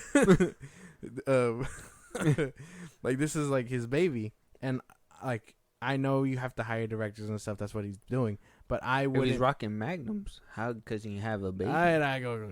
Okay. He's handing it off to directors and stuff. Yeah. But I'm sure he's right behind them, being like, "Hey, you got to do this, right?" Yeah. And then, because I wouldn't just I wouldn't just hand someone my dream and being like, "All right, go ahead." You know what I mean? Like, no, I'd be there every step of the way to be like, "You got to do this, and that." I'm just saying I would say the dream team would be Filoni and Tony Gilroy. If you've seen that one scene where I know you've seen it, where like that shooting stars happen and the TIE fighters and everything, and Andor, Filoni, Tony Gilroy, put them together, make Star Wars content. Let them cook. 100%. Yeah. There's a lot of things going on, but I really think that fifth episode might make or break it. Okay. So, with that, I think we're kind of getting around the corner to being done here. Yeah. So, I want to know what's your anticipation for the rest of the series right now as the series stands from 1 to 10? Where would you rank it as well? I can't remember what I said last time. I know I was pretty up there still. I think it's I have to go back and listen. I think I said 9. I'm still at a 9. Okay. These episodes really got me roped in. Like I'm invested for sure. Okay. What about you? Was that your hype or was that your? Is that a bit of both? Anticipation and hype. You wanted to be for both? Yeah. 9. Okay. I would say as of right now, I put the show at a solid. I got to give it a solid 7. It's piqued my interest for sure. My hype level for it is higher than the first 3 episodes. Because if you would have asked me at the 3rd episode, what's your hype for the next episode coming out, I would have been like a solid 5. Like it's I want to see it because of Star Wars, but it's not very. It's like Obi-Wan Kenobi to me, basically. Yeah. It was. But now after seeing episode 4, my hype level has to be like to see what's gonna happen next. It piqued my interest. Yeah, I'd say a 7 all the way around. The show is a 7 for me. My hype, my interest for it is piqued a little bit more than just basic curiosity. So I want to, because there's some questions that I have that I'm hoping to be answered. for sure. And so if they're not answered, Yeah. it's going to be a problem. Okay.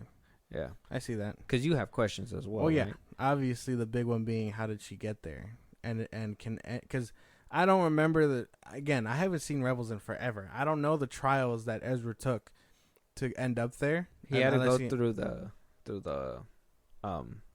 you remember Lord Sidious had like that. I guess he was trying to get there through a planet. There was like a tunnel and stuff. So they went in through there, and then he went through Lothal with the wolves into there as well, and the moose or whatever. So okay, there's ways, but you have to basically do do spiritual. you gotta go spiritual animals or some kind of tribunal. Yeah, place. you got to go like through it all to get there. Yeah, and again, you can't just teleport. Yeah, and if she's this force deity or whatever, and she could just go in and out, that'd be crazy. She was about to hit a rock and just to and I mean that would have been cool to see instead of just seeing her like that. Like nobody even confirmed the body. Like homeboy didn't even look and be like, "Yep, that's her on the rocks." Where the fuck she go? But yeah, questions. I don't think I heard any of your questions. Did you have any before we close it out? I don't think so. I think a lot of my stuff is straightforward, and I was low key battling your points a lot. No, I don't have any questions. I take it at face value, and then the questions come later. Like obviously the bigger one being like how'd she end up in the world between worlds? Again, time traveling to another galaxy, or space traveling to another galaxy. Like those are my bigger questions, and I know I have to wait for answers for that. Yeah, and I guess we're willing to wait. Yeah, next weekend we gotta look into those tickets. We do. Because if we could watch that shit in the movie theater, then goddamn, that'd be cool. Yeah, because limited theaters. I don't know what theaters are gonna have it, and those things might get packed up. Yeah, whenever the tickets come out. So check your local theaters. Check it out. I mean, they said certain movie theaters, so it's not gonna be in all of them. It's gonna be an event apparently. Yeah, it's gonna be crazy. It's gonna be crazy. If it's worth a movie ticket, almost $8. If we go, that's a whole video in itself, right there. Yeah, especially yeah. You know what's funny? Before we I know I keep saying we're about to close it out, but you know what's funny? I've been into movie theaters where people cheered and everything like that. Nothing made me feel better than going into Return of the Jedi and hearing all those people. Some people took it too far, but hearing a lot of the fandom just being like, "Fuck yeah, we love Star Wars, hell yeah." Some people took it too far, but like there was some people were screaming out of pocket shit. Like when Leia was in her thing, someone was just like, "Yeah." Someone started barking. I was like, "Hey, yo, compose yourself." But yeah, no, I love that shit too. And if we can experience it again, hell yeah. Hell yeah. Hell yeah. But with that, that's going to end our episode today. So let us know your guys' anticipation. Let us know your guys' thoughts about the show. We want to know what you guys think. Do you guys agree with me? Do you agree with Josh? Are you not on the board at all? Do you have your own ideas? Let us know. We want to know. Yeah. If you guys want us to get tickets and like we can go live probably when we're about to go watch it. You'll be like, "Hey, this is my favorite part." Yeah, fucking up that popcorn. Fucking show to everybody. Are we bootlegging at this point? We probably won't bring you in the movie theater, but we can kind of bring you guys along. Got Twitch now. Yeah. Make sure you guys follow, hit notification bells. Josh, let them know where they can hit us up, talk to us, tell us about a movie they want to review, support us in a big way. Twitter, TikTok, Instagram at FilmBros Podcast. We post new episodes or we get us up there at FilmBros Podcast for any news or movies you want us to cover. Listen to us anywhere you get your podcasts, at Spotify, Apple Podcasts, YouTube Music, things like that, at FilmBros Podcast. Support us in a big way. Buzzsprout at FilmBros Podcast. The link is in those bios of the socials I just gave you. Special perks to those that subscribe and help us out. You get shout outs on episodes, things only meant for subscribers. So we recognize you for helping us out, and you help us grow in return. You also get special things. And then when it's all said and done, subscribe to our YouTube and now our Twitch. Follow our Twitch at FilmBros Podcast. And with that being said, we will talk to you guys on the next one. Talk to you guys later.